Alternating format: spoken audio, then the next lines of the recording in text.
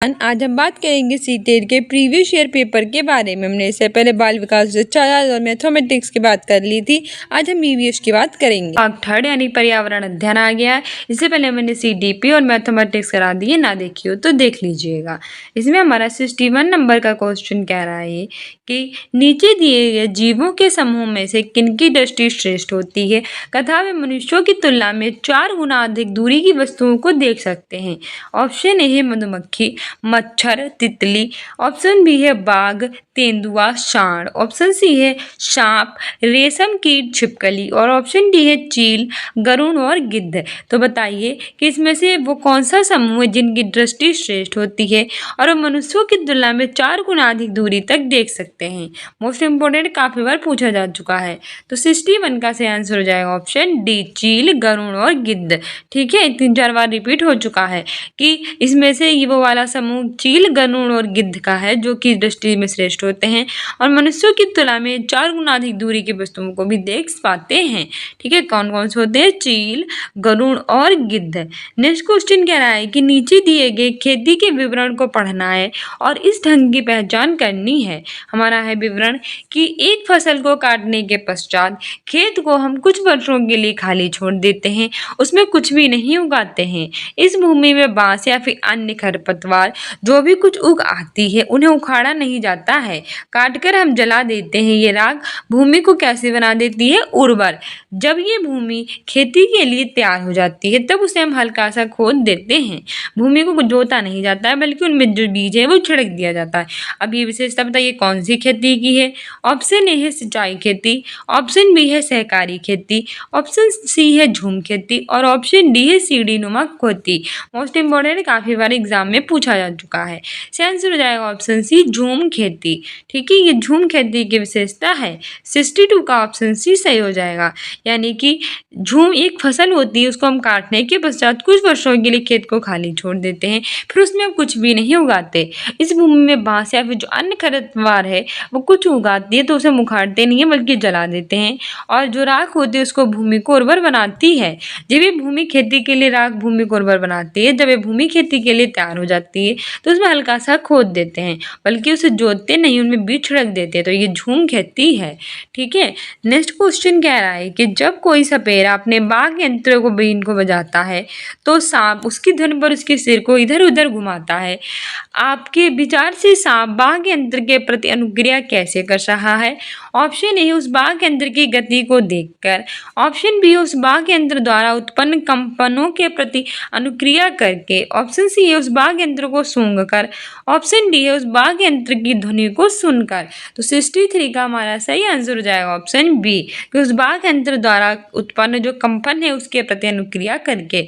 ठीक है, जब कोई सपेरा है वो अपने वाद्य यंत्र बीन को बजाता है तो सांप उसकी ध्वनि पर अपने सिर को उधर उधर घुमाता है। तो विचार से सांप वाद्य यंत्र के प्रति कैसे अनुक्रिया करता है?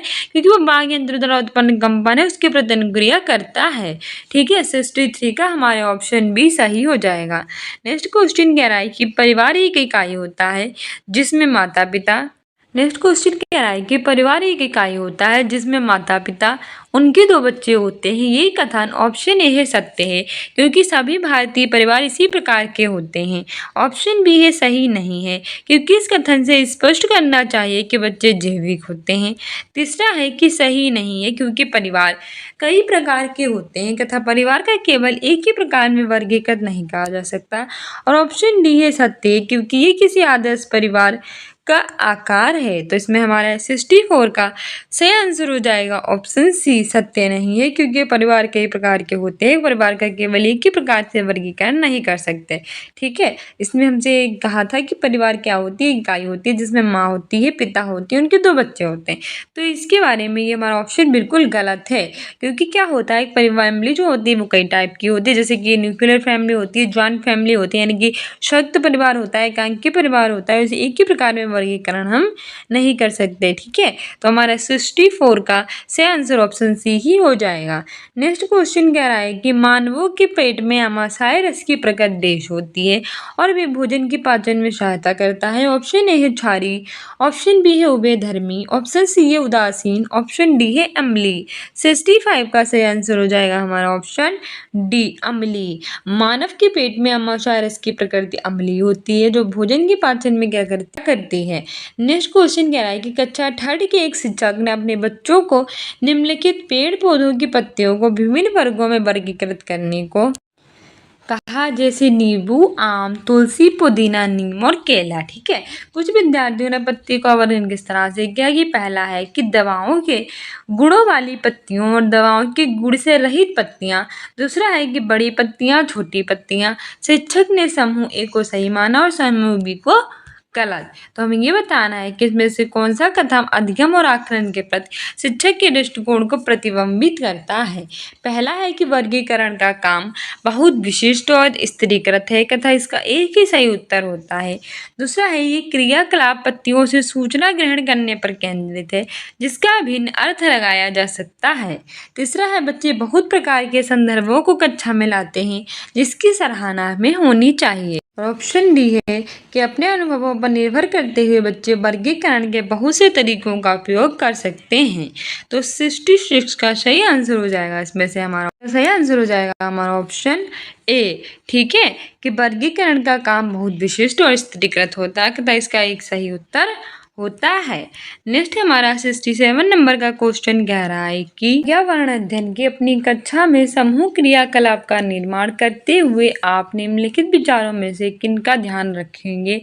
ऑप्शन ए है कि बच्चों की रुचियों का ध्यान हो, ऑप्शन बी है कि लड़कों और लड़कियों को समान रूप से रुचिकर लगे, ऑप्शन सी है इसमें मूल्यवान सामग्री लगी हो, ऑप्शन डी है कि सभी धार्मिक और सांस्कृतिक पृष्ठभूमि के बच्चों को रुचिकर लगे। 2 और 4, ऑप्शन बी है 2 एंड 3, ऑप्शन सी है 1, 2, 4, ऑप्शन डी है 1, 3, 4।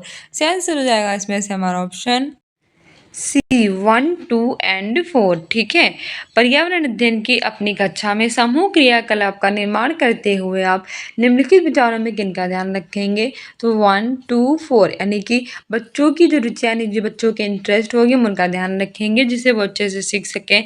लड़के और लड़कियों को समान रूप से रुचिकर लगें यानी कि ऐसा नहीं करना चाहिए कि सारी चीज़ें लड़कों के इंटरेस्ट की रखी जाएँ या फिर लड़कियों के इंटरेस्ट की, बल्कि हमें दोनों के इंटरेस्ट को समान रूप से लेकर चलना चाहिए। ठीक है, दोनों के लिए जो उपयोगी और इंटरेस्टिंग हो वैसी चीज़ें रखनी चाहिए। साथ ही सभी धार्मिक और सांस्कृतिक पृष्ठभूमि के बच्चों को रुचिकर लगें। साथ ही जो धार्मिक और सांस्कृतिक पृष्ठभूमि उसका भी मैं इंटरेस्ट का ध्यान रखना चाहिए। ठीक है, मूल्यवान सामग्री लगी ऐसा जरूरी नहीं है, बिना मूल्यवान सामग्री के भी इंटरेस्टिंग लग सकती है। ठीक है, तो 67 का ऑप्शन सी सही हो जाएगा 1, 2 एंड 4। नेक्स्ट क्वेश्चन कह रहा है कि निम्नलिखित सभी कथन पर्यावरण अध्ययन में सामूहिक रूप से क्रियाकलापों में संलग्न शिक्षकों और विद्यार्थियों के पक्ष में तर्क को प्रस्तुत करते हैं। केवल एक कथन को छोड़कर भी कथन बताना है कौन सा है। पहला है कि प्रणों के समर्थन से बच्चों को अपनी क्षमता से अधिक ज्ञान के निर्माण में सहायता मिल सकती है। दूसरा है कि बच्चे परस्पर सामंजस्य और सहयोग करना सीख जाते हैं। तीसरा है कि बच्चे दूसरे बच्चों से बात और बहस करने में अधिक सीखते हैं।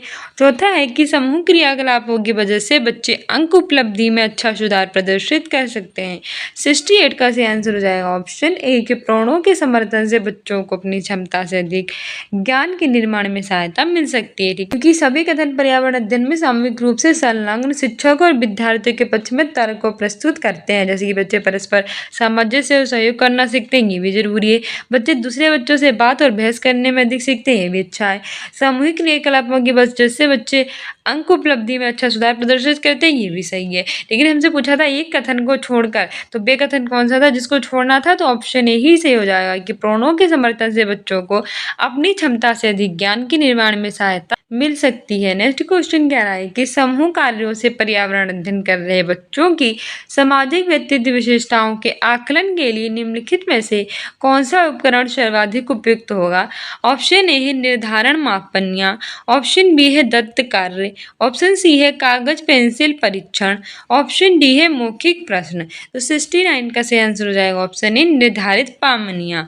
ठीक है, समूह कार्य में पर्यावरण अध्ययन कर रहे जो बच्चे होते हैं उनकी सामाजिक व्यक्तित्व विशेषताओं के आकलन के लिए सबसे अच्छा उपयुक्त होता है निर्धारित मापनियाँ। कह रहा है कि नीचे पौधों के बारे में बच्चों के कुछ सहजानुभूत विचार दिए गए, इनमें से कौन सा विचार वैज्ञानिक दृष्टि से ठीक है। पहला है कि घास पौधा नहीं है, दूसरा है कि कुछ सब्जियां फल होती हैं, हमारा तीसरा है कि बीज किसी पौधे का हिस्सा नहीं होते, चौथा है कि गाजर और बंद गोभी पौधे नहीं है, पौधा नहीं है, बीज किसी पौधे का हिस्सा नहीं होते, गाजर और बंद गोभी पौधे नहीं हैं। ठीक है, ये सारे गलत है। वैज्ञानिक दृष्टि से ठीक कौन सा है, कुछ सब्जियां फल होती हैं, ये वैज्ञानिक दृष्टि से बिल्कुल ठीक है।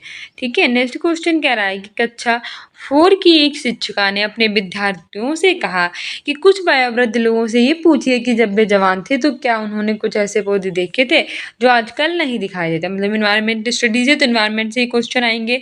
उसमें ये इन्वायरमेंटल जो हमारे पेडागोजी उसका क्वेश्चन ये कह रहा है कि कक्षा क्लास की एक टीचर वो है वो क्या कर रही है कि विद्यार्थियों से कह रही है कि तुमने अपने वयोवृद्ध लोग हैं यानी दादाजी हैं, नाना जी हैं, बड़े बूढ़े हैं, उनसे ये पूछना कि जब वे जवान थे, जब उनकी उम्र थी, जब वे युवा अवस्था में थे, तब उन्होंने कुछ ऐसे पौधे देखे होंगे जो उन्हें आजकल देखने को नहीं मिलते हैं।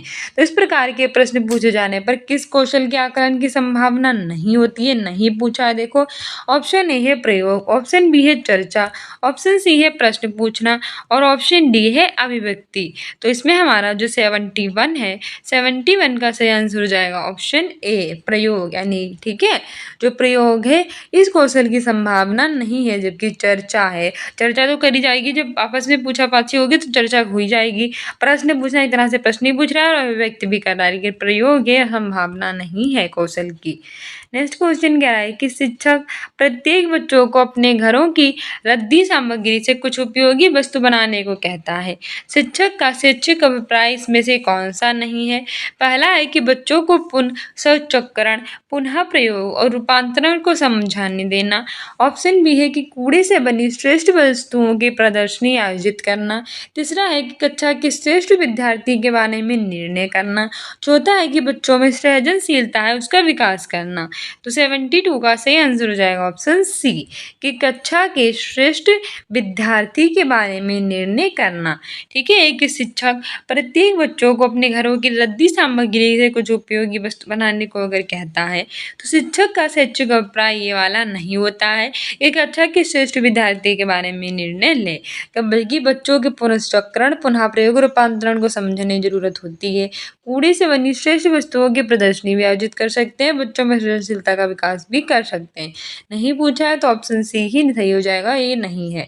नेक्स्ट क्वेश्चन कह रहा है हमारा 73 का कि निम्नलिखित प्रश्नों को पढ़िए, यानी प्रश्नों को पढ़ना है। पहला है कि मैंने क्रियाकलाप की योजना कितनी अच्छी बनाई। दूसरा है कि मैंने योजना का अनुसरण कितना अच्छा किया। तीसरा है कि मेरी शक्तियाँ क्या थी और चौथा है मुझे सचमुच कठिन क्या लगा। तो ठीक है, तो ऊपर दिए गए 4 प्रकार के प्रश्न हैं, उनके उत्तर देना है। पहला है कि शिक्षकों का स्व आकलन होगा। ऑप्शन बी है कि बच्चे और शिक्षक दोनों का स्व आकलन होगा। ऑप्शन सी है कि शिक्षक द्वारा समग्र आकलन होगा। ऑप्शन डी है कि बच्चों का स्व आकलन होगा। 73 का आंसर ऑप्शन बी हो जाएगा कि जो बच्चे और शिक्षक है दोनों का स्व आकलन होगा। ठीक है, जैसे मैंने क्रियाकलाप की योजना कितनी अच्छी बनाई, योजना का अनुसरण कितना अच्छा किया, मेरी शक्तियाँ क्या थी, सचमुच कितना कठिन क्या लगा। तो ये सारे प्रश्नों के बच्चों और शिक्षक है दोनों का क्या होगा, स्व आकलन होगा। नेक्स्ट क्वेश्चन कह रहा है कि पर्यावरण अध्ययन की पाठ्य पुस्तक में बस प्रयुक्त भाषा, ऑप्शन ए है कि रूखी और बच्चों के द्वारा समझने में कठिनाई होनी चाहिए। ऑप्शन बी है परिभाषाओं पर बल देते हुए औपचारिक बनाई जानी चाहिए। तीसरी है कि तकनीकी और औपचारिक होनी चाहिए। चौथी है कि बच्चों की दिन प्रतिदिन की भाषा से संबंधित होनी चाहिए। 74 का से आंसर हो जाएगा इसमें से हमारा ऑप्शन डी कि बच्चों की जो दिन प्रतिदिन की भाषा है उसे कैसी होनी चाहिए, संबंधित। और हमसे पूछ रहा था कि पर्यावरण अध्ययन के पाठ्य पुस्तक में प्रयुक्त भाषा कैसी होनी चाहिए? तो बच्चों की जो डेली की लाइफ की भाषा होती है उससे संबंधित होनी चाहिए। नेक्स्ट क्वेश्चन हमारा 75 नंबर का कह रहा है कि एक शिक्षक अपने विद्यार्थियों को विभिन्न पशुओं के चित्र देता है और उन पशुओं पर रंग भरने को कहता है जो अपने घरों में नहीं रहते। इस क्रियाकलाप का क्या उद्देश्य है? ऑप्शन ए है सृजनात्मकता का विकास करना, ऑप्शन बी है अवलोकन का विकास करना, ऑप्शन सी है वर्गीकरण कौशल का विकास करना और ऑप्शन डी है डाटा संग्रह का विकास करना। तो इसमें से हमारा कौन सा सही है? पहला है कि फर्स्ट, सेकंड और फोर्थ सही है, दूसरा है कि सेकंड, थर्ड और फोर्थ सही है, तीसरा है कि फर्स्ट, थर्ड और फोर्थ सही है, चौथा है कि फर्स्ट, सेकंड और थर्ड सही है। 75 का से आंसर ऑप्शन डी हो जाएगा, फर्स्ट, सेकंड और थर्ड वाला इसमें से सही है। नेक्स्ट क्वेश्चन कह रहा है कि पर्यावरण अध्ययन के पाठ्यक्रम जिसे 6 उपविषयों के चतुर्दिक निर्मित किया गया है में पौधे, पशु को जानबूझकर परिवार और मित्र उपविषय के अंतर्गत सम्मिलित किया गया है। इसके लिए निम्नलिखित में से एक कारण को छोड़कर शेष सभी कारण हो सकते हैं। वे कारण कौन सा है? यानी हमसे ये कह रहा है कि हमारा जो पर्यावरण अध्ययन है उसे 6 उपविषयों में बांटा गया है। इसमें पौधे हैं, पशु हैं, इन सबको साथ ही परिवार और मित्र उन्हें उपविषय के अंतर्गत डाला गया है। तो इसमें से वो कौन सा कारण है जो नहीं है कारण इसका सही से? बाकी सभी कारण हैं, जो नहीं है वही बताना है। पहला है कि इस बात को उभारना कि किस प्रकार कुछ समुदायों के जीवन और आजीविकाएं विशेष वस्तुओं या फिर पौधों से घनिष्ठ रूप से जुड़ी हैं। यानी कि इस बात को जारी करना, हम लोगों को सबको बता देना इस बारे में कि जो कुछ समुदाय होते हैं उनके जीवन और आजीविकाएं विशेष वस्तु और जो पौधे होते हैं उनसे कैसी होती हैं? घनिष्ठ रूप से संबंधित। दूसरा कह रहा है कि विद्यार्थियों को विज्ञान के दृष्टिकोण से पौधों और पशुओं को समझने में सक्षम बनाना। विद्यार्थियों को क्या करना कि जो विज्ञान के दृष्टिकोण है उसके माध्यम से पौधे और जो पशु हैं उनको समझने में क्या करना? सक्षम बनाना। तीसरा कह रहा है कि सामाजिक और सांस्कृतिक संदर्भ में पौधों और पशुओं के स्थान निर्धारित करने में विद्यार्थियों को क्या करना? हेल्प करना। साथ ही ऑप्शन डी है कि इस बात को उभारना कि किस प्रकार जो मनुष्य हैं वो एक दूसरे से घनिष्ठ संबंधों को क्या करते हैं? साझा करते हैं। तो इसमें हमारा सही आंसर हो जाएगा ऑप्शन बी कि विद्यार्थियों को विज्ञान के दृष्टिकोण से पौधों और पशुओं को समझने में क्या बनाना? सक्षम। ठीक है, हमारा ऑप्शन भी सही हो जाएगा। अतः एक कारण को छोड़कर सभी कारण हो सकते हैं। तो वे कारण कौन सा जैसे छोड़ दिया जाएगा तो ऑप्शन बी वाला ये कारण नहीं होगा, बाकी हमारे सभी कारण होंगे कि इस बात को उभारना कि किस प्रकार जो कुछ समुदायों के जीवन और आजीविकाएं होती हैं वो विशेष पशुओं और पौधों से घनिष्ठ रूप से जुड़ी होती हैं। मतलब ये जो विषय होते हैं इनके द्वारा ये सब बताया जाता है कि किस तरह से रिलेटेड होती हैं। ये भी बताया जाता है कि सामाजिक और सांस्कृतिक संदर्भ में पौधों और पशुओं के स्थान निर्धारित करने में विद्यार्थियों को क्या मिलती है? हेल्प मिलती है। साथ ही ये मनुष्य एक दूसरे से घनिष्ठ संबंधों को भी साझा करते हैं। लेकिन ये ऑप्शन बी ये हमारा गलत है, हमसे गलत ही पूछा था तो ये सही हो जाएगा। ठीक है, नेक्स्ट क्वेश्चन कह रहा है कि पर्यावरण अध्ययन के शिक्षण अधिगम में सर्वेक्षण का क्या उद्देश्य है? तो आपके इन्वायरमेंटल स्टडीज में शिक्षण अधिगम में जो सर्वेक्षण है, सर्वे है, उसका क्या उद्देश्य होता है? ऑप्शन ए है कि समुदाय के साथ अन्योन्य क्रिया का उन्हें क्या करना? अवसर प्रदान करना। दूसरा है कि बच्चों को विभिन्न लोगों के प्रति कैसे बनाना? संवेदनशील बनाना। तीसरा है कि सूचना को प्रत्यक्ष प्राप्त करने की जो अवसर है वो प्रदान करना। चौथा है कि आकलन के एक अवसर के रूप में इसका क्या करना? उपयोग करना। तो कौन सा हमारा सही है? ऑप्शन ए है 1, 2 और 4 सही है, ऑप्शन बी है 1, 3 और 4 सही है, ऑप्शन सी है 1, 2, 3, 4 सही है और ऑप्शन डी है 1, 2 और 3 सही है। तो इससे आंसर हो जाएगा हमारा ऑप्शन सी 1, 2, 3, 4। यानी कि पर्यावरण अध्ययन के शिक्षण अध्ययन में सर्वेक्षण है उसका उद्देश्य होता है कि समुदाय के साथ अन्योन्य क्रिया के अवसर प्रदान करना, साथ ही बच्चों को विभिन्न लोगों के प्रति कैसा बनाना? संवेदनशील। सूचना को प्रत्यक्ष प्राप्त करने के अवसर प्रदान करना और आकलन के एक अवसर के रूप में इसका क्या करना? उपयोग। ठीक है, तो 77 का सही हो जाएंगे। नेक्स्ट क्वेश्चन हमारा 78 से लेकर 80 तक है। इसे हमें अवतरण पर आधारित क्वेश्चन के आंसर देने हैं।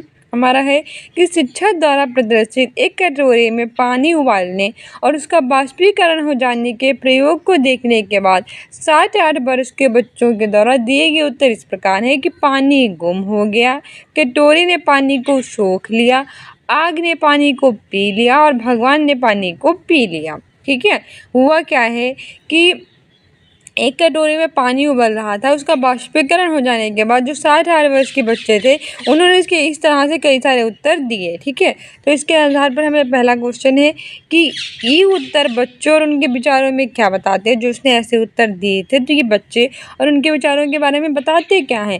पहला है कि बच्चे जो होते हैं वो अच्छा अवलोकन नहीं कर पाते, मतलब ऑब्जर्वेशन ही बच्चे अच्छे से नहीं कर पाते हैं। दूसरा है कि बाष्पीकरण के बारे में बच्चों के विकल्पी विचार हैं, मतलब बच्चों के अपने विचार हैं जैसे भी हैं बाष्पीकरण के बारे में। तीसरा है कि बच्चों के उत्तर कैसे हैं, तर्क संगत नहीं है। और चौथा है बच्चों की सोच ही गलत है। तो सही आंसर हो जाएगा इसमें से हमारा ऑप्शन बी के बाष्पीकरण के बारे में बच्चों के विकल्पी विचार हैं। ठीक है, इन्होंने बच्चों ने बाष्पीकरण जब प्रयोग देखा था तो उन्होंने अपने हिसाब से उत्तर दिए थे। इसका मतलब यही था कि बाष्पीकरण के बारे में बच्चों के विकल्पी विचार हैं। नेक्स्ट क्वेश्चन कह रहा है कि शिक्षक को इन उत्तरों का सामना किस प्रकार करना चाहिए। बच्चों ने जैसे उत्तर दिए हैं तो इनका सामना कैसे करना चाहिए टीचर को। ऑप्शन ए कि उनके विचारों तक पुनः पहुंचने के लिए एक चर्चा प्रारंभ करें। जो उनके विचार हैं उस तक पहुंचने के लिए फिर से चर्चा आरंभ कर दें। दूसरा है कि बच्चों को बता दें कि वे कैसे हैं, गलत हैं। तीसरा है कि जल चित्र का एक मानक चार्ट है वो प्रदर्शित करें। और चौथा है कि बाष्पीकरण की परिभाषा दें और बच्चों को क्या करें कि उसे याद करने के लिए कह दें। तो 79 का सही आंसर हो जाएगा इसमें हमारा ऑप्शन ए कि उनके विचारों तक पुनः पहुंचने के लिए एक चर्चा कैसे करें, प्रारंभ करें। ठीक है, अगर हमें पता चल रहा है कि बच्चों ने गलत उत्तर दिए हैं तो इन उत्तरों का सामना करने के लिए हमें क्या करना चाहिए कि उनके विचारों तक पुनः पहुंचने के लिए एक चर्चा है वो प्रारंभ करनी चाहिए। ऑप्शन ए सही हो जाएगा। नेक्स्ट क्वेश्चन कह रहा है कि बाष्पीकरण विषय पर बच्चों की विविध सोच यानी अलग अलग सोच का आकलन करने के लिए कौन सा प्रश्न एक नमूना होगा। हमें बच्चों की जो विविध सोच है, अलग अलग सोच है, उसका आकलन करना है तो उसके लिए कौन सी सोच एक नमूना होगी। पहला है कि जल चक्र का आरेख बनाइए और उसे नामित कीजिए। ऑप्शन बी है कि जल चक्र के जो 5 लाभ है वो लिखवाएं। तीसरा है कि क्या होता है यदि जल चक्र जो होता है वो होता ही नहीं। और चौथा है कि जल चक्र के जो क्रम है उनके सोपानों की सूची बनाएं। ठीक है, तो इतनी का हमारा सही आंसर हो जाएगा ऑप्शन सी कि यदि क्या होता है जल चक्र होता ही नहीं। ठीक है, ये बिल्कुल सही है। नेक्स्ट क्वेश्चन कह रहा है कि निम्नलिखित में से वह कौन सा राज्य है जो जम्मू और कश्मीर के पड़ोसी राज्य, ये पूछ लेता है। तो हमारा ऑप्शन ये है उत्तराखंड और राजस्थान। ऑप्शन बी है हमारा हिमाचल प्रदेश और उत्तराखंड। ऑप्शन सी हमारा है हिमाचल प्रदेश और पंजाब। और ऑप्शन डी हमारा है हिमाचल प्रदेश और उत्तर प्रदेश। तो सही आंसर इसमें से हमारा हो जाएगा ऑप्शन सी हिमाचल प्रदेश और पंजाब। ठीक है, जम्मू और कश्मीर के है उसके पड़ोसी राज्य हिमाचल प्रदेश और पंजाब हैं। जम्मू कश्मीर की कैपिटल है श्रीनगर। ठीक है, और वहीं हिमाचल प्रदेश की कैपिटल शिमला धर्मशाला, पंजाब की चंडीगढ़। जम्मू कश्मीर में पहले धारा 370 लगी थी, ये भारत का एक राज्य था। लेकिन आगे चलकर क्या हुआ कि इसे धारा 370 हटा दिया गया और भारत का केंद्र शासित प्रदेश से बना दिया गया। बारे में जान लो होता क्या है, जो हमारा भारत है वो कैसा देश है, एक विशाल देश है और क्षेत्रफल की दृष्टि से विश्व में इसका 7वें नंबर का स्थान है। याद रखना कि भारत का क्षेत्रफल में 7वां स्थान है। भारत में कुल कितने राज्य हैं, 8 राज्य हैं और 8 केंद्र शासित प्रदेश हैं। ठीक है, और जब हम भारत के मानचित्र को देखते हैं तब हमें पता चलता है कि जो जम्मू कश्मीर है उसके पड़ोसी राज्य कौन कौन से हैं, हिमाचल प्रदेश है और कौन सा है हमारा पंजाब है। ठीक है, अगर हम राज्यों को उत्तर से दक्षिण लगाएंगे तो सबसे पहले हमारा जम्मू कश्मीर आएगा, फिर हिमाचल प्रदेश आएगा और उसके बाद हमारा कौन सा आएगा, पंजाब आएगा। ठीक है, एग्जाम्स के लिए इंपॉर्टेंट है, याद रखना। नेक्स्ट क्वेश्चन कह रहा है कि प्रत्येक स्थान के नाम के साथ उस क्षेत्र में बनाए जाने वाले जो सामान्य घरें हैं उनके सही विवरण का मिलान करना है। स्थान कौन से हैं, मनाली है, राजस्थान है, असम है और लद्दाख है। और घर कौन कौन से हैं कि बांस के खंभों पर बने ऊंचे उठे हुए घर हैं, पत्थर या लकड़ी से बने ढालू छतों वाले घर हैं, हाउस बोट है, मिट्टी के घर जिनकी छतें कटीली झाड़ियों से छाई होती हैं और पत्थर से बने घर हैं जिनके फर्श और छतें कैसी होती हैं, लकड़ी की बनी होती हैं। तो हमारा ये कोड दिया गया है, हमें इसमें से सही मिलान करना है। पहला है कि पहले का तीसरा, दूसरे का चौथा, तीसरे का पहला, चौथे का पांचवा सही है। दूसरा कह रहा है कि पहले का चौथा, दूसरे का पहला, तीसरे का दूसरा, चौथे का तीसरा सही है। तीसरा कहना है कि फर्स्ट का सेकंड, सेकंड का फिफ्थ, थर्ड का फर्स्ट और फोर्थ का फोर्थ सही है। और चौथा कह रहा है कि फर्स्ट का सेकंड, सेकंड का फोर्थ, थर्ड का फर्स्ट और फोर्थ का फाइव सही है। तो इसमें से हमारा सही आंसर हो जाएगा ऑप्शन, देखो वाला ऑप्शन सही है बिल्कुल, ठीक है, कि फर्स्ट का सेकंड, सेकंड का फोर्थ, थर्ड का फर्स्ट और फोर्थ का फाइव सही है। लेकिन जरा मिलान भी कर लेते हैं जिससे आपको अच्छे से इसके बारे में पता चल जाए। कौन सा हमारा होगा, फर्स्ट का सेकंड, यानी कि मनाली।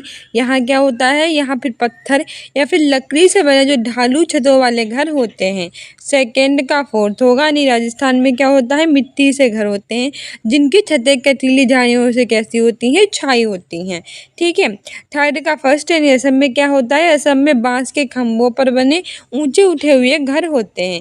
और हमारा फोर्थ का फाइव होगा, यानी कि जो लद्दाख होता है इसमें पत्थर के बने घर होते हैं जिनके फर्श और जो छतें होती हैं उन पर क्या होती है, लकड़ी बनी होती है, ठीक है।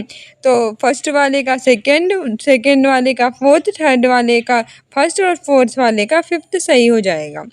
नेक्स्ट क्वेश्चन कह रहा है कि पशुओं की त्वचा पर विविध पैटर्न है, यानी कि जो पशु होते हैं उनकी कई सारी विविध डिजाइनें होती हैं शरीर पर, त्वचा पर। तो ऑप्शन है कि उनकी त्वचा पर बालों के कारण होती है, उनके शरीर में बाल होते हैं त्वचा पर, इसीलिए डिजाइन होती है। दूसरा है कि उस जलवायु के कारण होती है जिसमें वो क्या करते हैं, रहते हैं। तीसरा है कि उनकी शारीरिक शक्ति को क्या करती है, ये इंगित करती है। और चौथा है कि परावर्तित प्रकाश के कारण ये होता है। तो हमारे 83 का सही आंसर हो जाएगा ऑप्शन ए, कि उनकी त्वचा पर बालों के कारण होती हैं, ठीक है। पशुओं की जो त्वचा होती है उस पर विविध अलग अलग प्रकार के पैटर्न या डिजाइन होती है, इसीलिए क्योंकि उनकी त्वचा पर क्या होते हैं, बाल होते हैं, ठीक है। उनकी त्वचा पर बालों के कारण ये होती है। नेक्स्ट क्वेश्चन कह रहा है कि जो व्यक्ति जंगल में कम से कम 25 वर्षों में रह रहे हैं उनका उस जंगल भूमि पर और उसमें पैदा होने वाली जो वस्तुएं हैं उन पर अधिकार होता है। ये जनादेश किसके द्वारा किया गया है, ऑप्शन ए है भूमि अधिग्रहण अधिनियम 1894, ऑप्शन बी है संविधान अनुसूचित जाति आदेश संशोधन विधेयक 2012, ऑप्शन सी है भारतीय जंगल अधिनियम 1927 और ऑप्शन डी है जंगल अधिकार अधिनियम 2007। तो हमारा 84 का सही आंसर ऑप्शन डी ही हो जाएगा, जंगल अधिकार अधिनियम 2007। यानी कि इसमें हमसे ये कह रहा था कि वे सभी व्यक्ति जो कि जंगल में कम से कम 25 वर्षों से रह रहे होते हैं उनका उस जंगल की भूमि पर उसमें जो पैदा होने वाली जो वस्तुएं होती हैं उन पर उनका अधिकार होता है, ठीक है। तो ये जनादेश किसके द्वारा लाया गया था, ये जंगल अधिकार अधिनियम 2007 के द्वारा लाया गया था, ठीक है। जंगल अधिकार अधिनियम 2007 था, उसने साफ ये कहा दिया था कि जो भी व्यक्ति जंगल में रहते हैं कम से कम 25 वर्षों से उस जंगल भूमि पर उसमें पैदा होने वाली जो वस्तुएं होती हैं उन पर उनका अधिकार होगा, ठीक है। अंग्रेज जो थे उनके आने से पहले भी भूमि पर उनका पूरी तरह से अधिकार था, परंतु के आने और स्वतंत्रता के पश्चात वन कानूनों में भूमि पर उनका अधिकार छीन लिया गया, जिससे उनकी संस्कृति प्रभावित हो गई। उसी के समाधान के लिए अधिनियम लाया गया था, ठीक है, जंगल अधिकार अधिनियम 2007। नेक्स्ट क्वेश्चन कह रहा है कि निम्नलिखित में से मच्छरों द्वारा फैलने वाले रोगों का समुच्चय कौन सा है, यानी कि वो कौन से रोग हैं जो कि मच्छरों द्वारा फैलते हैं। ऑप्शन ए है हमारा डेंगू, मलेरिया और चिकनगुनिया, ऑप्शन बी है मियादी बुखार, हैजा और चिकनगुनिया, ये मोस्ट इंपॉर्टेंट है, ऐसे पूछ लेता है हमारा ईवीएस में। तीसरा है मलेरिया, HIV एड्स, डेंगू और ऑप्शन डी है HIV एड्स, हैजा और डेंगू। तो 85 का हमारा सही आंसर हो जाएगा ऑप्शन ए, ठीक है, डेंगू, मलेरिया और चिकनगुनिया। मच्छरों द्वारा फैलने वाले रोग पूछे हैं तो डेंगू फैलता है, मलेरिया और चिकनगुनिया ये मच्छरों द्वारा फैलने वाले रोग हैं, ठीक है। हमारा ऑप्शन ए है बिल्कुल सही हो जाएगा। इससे रिलेटेड थोड़ी व्याख्या है, ये भी जान लीजिए कि जो डेंगू, मलेरिया और चिकनगुनिया होता है ये मच्छरों द्वारा तो फैलता ही और ये प्रोटोजोआ जनित रोग होता है, ठीक है। इसमें क्या कहते हैं, प्रोटोजोआ जनित रोग भी इसे कहते हैं। ये जो मलेरिया होता है ये प्लाज्मोडियम नाम का जो परजीवी प्रोटोजोआ है उसके कारण होता है। जो प्लाज्मोडियम मादा एनाफेलिस होती है ये मच्छर के शरीर में क्या लेती है, आश्रय, उसके बाद अपने डंक के द्वारा ये मनुष्य के शरीर में पहुंच लेती है और उसे कैसा बना देती है, रोगी बना देती है। ये जाड़े के साथ इस रोग में क्या होता है, जाड़े के साथ हमें बुखार आता है और जो हमारी RBC यानी कि रेड ब्लड सेल हैं, लाल रुद्राणु वे नष्ट हो जाते हैं और हमारे रक्त में क्या उसकी कमी हो जाती है, पानी की, ठीक है। कि घटपर्णी पौधा यानी कि जो निफेंथिस है इसके बारे में, यानी कि कीड़े मकोड़ों को ये आकर्षित करने के लिए उच्च तरत्व की धनिया निकालता है। दूसरा कह रहा है इसका मुंह बहुत ही छोटी छोटी जो कांटियां होती हैं उनसे ढका हुआ होता है। तीसरा कह रहा है भारत में ये नहीं पाया जाता है। और चौथा है जो मेढक होते हैं, कीड़े मकोड़े होते हैं, उनके चूहों को ये चालाकी से फंसा कर क्या कर देता है, खा जाता है। तो घटवर्णी पौधों के बारे में कौन सा सही है, इसका मैंने ऑलरेडी शॉर्ट्स बना रखा है, ना देखा हो तो भैया देख लीजिए, एग्जाम में से क्वेश्चन पूछे जाते हैं। 86 का से आंसर ऑप्शन डी ही हो जाएगा। घटपर्णी पौधा जिसे निफेंथिस भी कहते हैं, ये मेढक, कीड़े मकोड़े और चूहे होते हैं, उनको चालाकी से फंसा कर क्या कर लेता है, खा जाता है। ठीक है, हमारा अगला क्वेश्चन कह रहा है कि नीचे दिए गए जो खाद्य पदार्थ हैं उनके किस समुच्चय में जो लौह तत्व होता है वो बहुत अधिक मात्रा में पाया जाता है। ऑप्शन ए है बंद गोभी, भिंडी, गुड़। ऑप्शन बी है आंवला, पालक, गुड़। ये मोस्ट इंपॉर्टेंट है और पिछले से पिछली बार यानी 2-3 बार सीटेट के एग्जाम में रिपीट हो चुका है। ऑप्शन सी है आंवला, पालक और आलू। और ऑप्शन डी है आंवला, आलू और टमाटर। तो 87 का से आंसर हो जाएगा ऑप्शन बी, आंवला, पालक और गुड़। ठीक है, तो पूछ रहा है इनमें से वो कौन सा पदार्थ है जिसमें सबसे अधिक मात्रा में लौह तत्व होता है। तो आंवले में होता है, पालक में होता है और गुड़ में होता है। आंवला, पालक, गुड़ ऐसे होते हैं खाद्य पदार्थ जिसमें लौह तत्व बहुत अधिक मात्रा में पाया जाता है। याद रखना, आंवला, पालक और गुड़। ठीक है, लौह तत्व से भरपूर होते हैं। क्वेश्चन कह रहा है कि हमारे देश के लगभग सभी भागों में जो मिर्च है उसका उपयोग भोजन को पकाने में करते हैं। हमारे देश में मिर्च को लाने वाले व्यवसायी थे कौन? मतलब जब देखो तो हमारे भोजन में हम क्या करते हैं, मिर्च का प्रयोग करते हैं। मिर्च के बिना भोजन कैसा लगता है, स्वादिष्ट ही नहीं लगता है। तो बताओ मिर्च में लाने वाले व्यवसायी थे कौन? ऑप्शन ए है ऑस्ट्रेलिया से आई थी मिर्च। ऑप्शन बी है उज्बेकिस्तान से आई थी। ऑप्शन सी है दक्षिण अफ्रीका से आई थी। ऑप्शन डी है अफगानिस्तान से आई थी। तो हमारा 88 का सही आंसर हो जाएगा ऑप्शन सी, दक्षिण अमेरिका से। ठीक है, भारत में हम हर जगह मिर्च का प्रयोग करते हैं खाने में, भोजन को पकाने में। तो मिर्च लाने वाले व्यवसायी जो थे वो दक्षिण अमेरिका से थे। ठीक है, नेक्स्ट क्वेश्चन कह रहा है कि निम्नलिखित में से कौन सा पंछी होता है जो कैक्टस पौधों के कांटों के बीच में अपना घोंसला बनाता है। यानी कि वो कौन सा पंछी है जो कैक्टस पौधे होते हैं उनके कांटों के बीच में अपना क्या बना लेता है, घोंसला। ऑप्शन ए है फक्ता। ऑप्शन बी है शकरखोरा। ऑप्शन सी है बयां। ऑप्शन डी है हमारा कालजिड़ी। तो इसमें से हमारा 89 का सही आंसर हो जाएगा ऑप्शन ए फक्ता। ठीक है, इसमें से जो फक्ता पंछी है वो कैक्टस पौधों के कांटों के बीच में अपना घोंसला बनाता है। ठीक है, तो कौन बनाएगा कैक्टस पौधों के बीच में, फक्ता। नेक्स्ट क्वेश्चन कह रहा है कि किसी पशु के विषय में नीचे दिए गए ये विवरण है, इनको हमें पढ़ना है और उसी पशु को पहचानना है। ये भालू जैसा दिखता है परंतु भालू नहीं है। ये दिन के लगभग जो 17 घंटे होते हैं उनमें वृक्ष की शाखाओं से उल्टे लटक कर सोता है। ये जिस वृक्ष पर ये सोता है उसकी पत्तियां भी ये खाता है। ये लगभग 40 वर्षों तक जीवित रहता है। तो ये पंछी कौन सा है? ऑप्शन ए है स्लॉथ। ऑप्शन बी है लंगूर। ऑप्शन सी है चंपैंजी। ऑप्शन डी है पैंडा। तो हमारा 90 का सही आंसर हो जाएगा ऑप्शन ए स्लॉथ। ठीक है, वो कैसा दिखता है, भालू के जैसा दिखता है, पर भालू तो नहीं है क्योंकि वो स्लॉथ है। ये दिन भर कम से कम 15 घंटे वृक्ष की शाखाओं से उल्टे लटक कर सोता है। कैसा सोता है?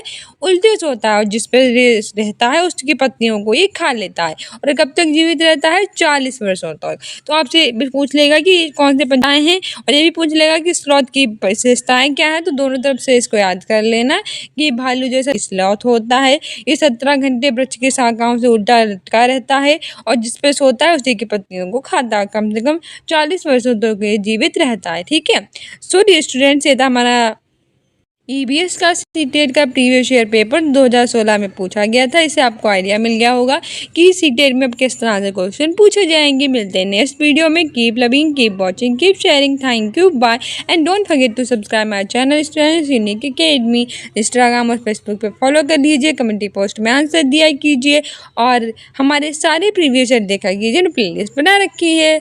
मिलते हैं नेक्स्ट वीडियो में।